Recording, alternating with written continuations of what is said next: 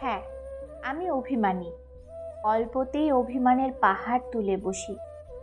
চোখ দিয়ে গড়ায় অবিরাম ঝর্ণা। কিন্তু বিশ্বাস করো, স্বার্থপর কিংবা প্রতারকের কোনোটাই আমি নই। বরং প্রিয়জনকে ভালো রাখতে নিজের ভালো থাকা বিসর্জনেও আমি সদা প্রস্তুত। আমি হয়তো একটু বেশি অভিযোগ করি, একটু বেশি প্রত্যাশা করে বসে থাকি। কিন্তু বিশ্বাস করো, শুধু যে সবচেয়ে কাছের তার জন্যই এসব প্রযোজ্য। যে কাছের নয়, তার কাছে সে আমি অন্য আমি। আমি চুপচাপ, নীরব। তোমরা ঘর কোনোও বলতে পারো। এতে অবশ্য আমার কোনো দুঃখ কিংবা আক্ষেপ নেই।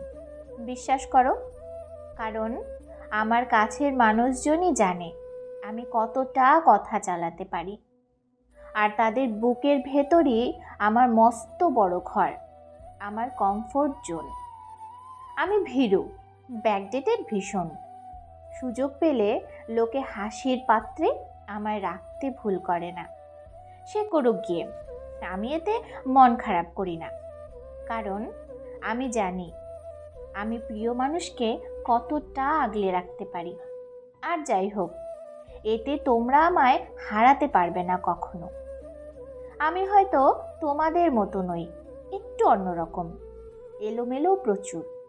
কিন্তু বিশ্বাস করো, আমি নিজেকে নিয়ে বেশ ভালো আছি। এবং দিন শেষের ভালো থাকার মন্ত্রটাও আমার নখদর্পণে।